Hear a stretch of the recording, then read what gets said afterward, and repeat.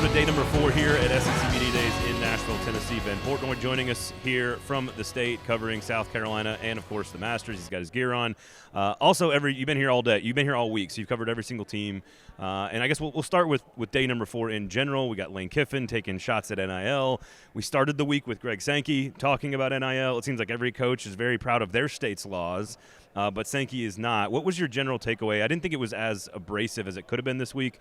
But on the topic of NIL, what's your takeaway on how the coaches have communicated the problems? I thought what Lane Kiffin was talking about today was pretty good and interesting. I think that, obviously he kind of joked about not wanting to rank the collectives and the boosters and all of that, which I'd still love to hear that list in private at some point. But, I think that the thing that he talked about of how it's free agency basically without any rules. I think that's what it's turned into, and I think that it sort of establishes the insanity of all of it, the fact that there are no rules, that there's nothing stopping anyone from doing anything, and that, there's no continuity across the conference. It's a problem, and I thought that, Sankey talked about it a little bit and sort of referenced the idea of maybe the conferences doing something with it and policing it, but I just...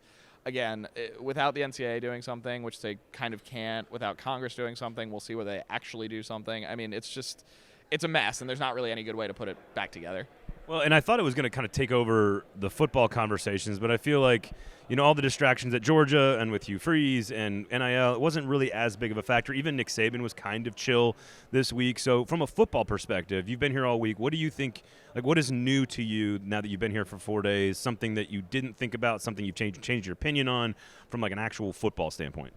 Something I think that has been, talked about a lot, but you sort of see it when everyone's under the same roof, is how, for lack of a better term, worried people are about Alabama and where they stand and sort of this end of the Nick Saban dynasty and all that stuff. And look, that stuff gets overblown every 4 years, it seems like, and then Nick Saban turns it around, they go win a national championship, and that's just how Alabama operates. But I think it's incredible how quickly that's become sort of overtaken things a little bit around that program. And it's not like Alabama stopped recruiting at a top 5 level. I mean, yes, they've got a lot of questions. They've got new coordinators and that, but what's a down year? 10, 11 wins? I mean, it's still going to be one of probably at worst the third team in the West, probably more likely to be finished second or first with LSU.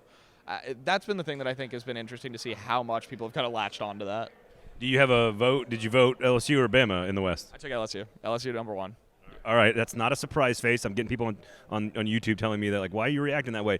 I'm reacting because of the conviction. I think I could literally flip a coin. I'm leaning Bama, but for someone to be convicted about LSU is interesting to me. Why the Tigers? I'm probably backing myself up because I picked LSU to finish second in the West last year and felt really good about that, just that there's dudes there and they're going to figure it out. And I think that's what you see with LSU this year is that Brian Kelly, first of all, has done a really good job wherever he's been. He's now recruiting at a level at LSU where he's got the athletes and the talent to compete at that top level of college football. And you look at what LSU's done, the way they've sort of brought guys in. Jaden Daniels is back for another year. It's just sort of the pieces are there, and it just kind of it's not a scientific way to explain it, but it just kind of makes sense. I just sort of feel really good about where they are. The 10-4 season last year was maybe a little bit ahead of schedule, but when you take that into the context of what that team has talent-wise, what they're going to bring back, having an established quarterback who's been through the ringer, it just kind of feels like a time where LSU can make that jump. Let's get to the team you cover routinely, and that is South Carolina. And part of what makes South Carolina interesting to me is that they represent an entire class of team in the SEC right now that we really have no clue about. And I've asked everybody this question. From 4 to 12, let's put the top 3 at the top with Georgia and LSU and Bama. Let's put Vandy at the bottom, probably Florida and Missouri. But even then, you could make the case that one of those two teams is interesting. 4 through 13 is pretty close. So who do you like to jump up out of that group and not challenge the top, but maybe finish at the top of that group? And then let's get into why it is or is not South Carolina. Yeah, I think that Tennessee is going to get a lot of that attention probably just because of what Tennessee was last year. I'm not convinced they've done enough, if anything, to fix the defense, which I still think is going to be a problem. I think Joe Milton's going to put up big numbers. I don't want to say it's a given in Josh Heupel's offense, but it's kind of a given in Josh Heupel's offense. Kentucky makes some sense. Liam Cohen's back.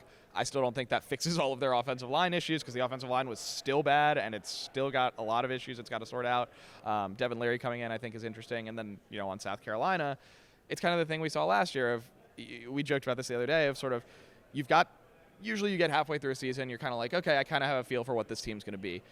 We've got 13 games to look at South Carolina left from last year, and I still couldn't tell you what that team was, because you look at it and they've won, they win the games against Clemson and Tennessee to close the year, but then they got steamrolled by a mediocre Florida team the week before that. And there's no sense to be made of it, frankly, is what the reality is. But I think that's where you go with South Carolina again this year, is like, if Spencer Rattler plays great, if Spencer Rattler's on, if Spencer Rattler does the things that he did in those last few games, South Carolina's going to have the potential to go finish, second in the East. That's possible. But again, there's also the question marks of they've got to replace both their starting defensive ends. They're replacing 2 NFL draft picks at corner, one being a second-round pick, one being a fourth-round pick. Like, they've got some holes and some questions in very serious places that makes me take a little bit of maybe a half step back from being, convicted about this is going to be the South Carolina team that goes and wins 10 games and jumps up. Now, South Carolina has also been sort of chaos team over the last 2 years of just the games that they've won versus lost and sort of the way that they've done it. So maybe there's a little bit of that and things break right, and somehow we're looking at South Carolina at the end of the season with 10 wins. But you look at the East, and really, when we talk about that sort of 4 through 13, a lot of those teams reside in the East. It's sort of, you're talking about South Carolina, you're talking about Tennessee, you're talking about Kentucky, you're talking about Missouri a little bit, you're talking about Florida a little bit. We'll see. Like, 2 through 7 in the East could finish like 187 different ways, and none of them would surprise me, frankly. No, I agree, and I don't think the West is all that different, 3 through 7 as well. Are you surprised? Like, which coach surprised you? Billy Napier, kind of. You mentioned Florida. I didn't notice that they were here this week. It's not a knock on Billy Napier. I just think they've kind of flown under the radar. Hugh Freeze, of course, is hard to avoid. He's just sort of everywhere. Was there anything that surprised you about the conversations that we had this week from, again, Kirby Smart didn't come in and play the disrespect card. Saban was kind of calmer and more gentle. Kiffin made some funny wisecracks, but, like, by and large, it's been pretty chill. Which coach maybe have you changed your opinion on this week? That's a good question. It's been an interesting week. I think, like, you look at sort of Lane Kiffin, obviously, today was fun and interesting.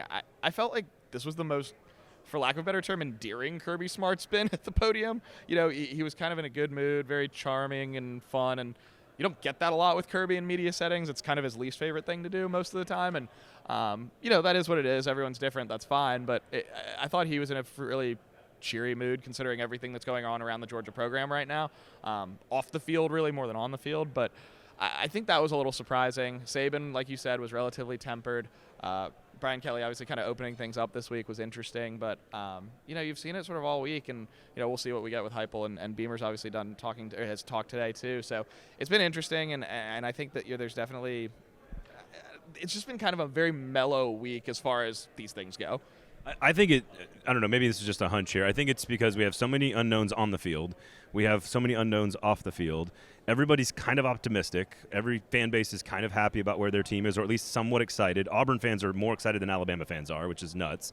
So I think, and I don't know, I guess I do want to ask you about Georgia winning the national championship, but at the end of the day, I think we are in store for one of the craziest years of college football, because on every Saturday, we're going to have 50-50 games, like 3 of them in every viewing window, and we're not going to know who's going to win those games. Yeah, I think that, I look at it, for example, South Carolina plays Mississippi State in the 4th week of the year.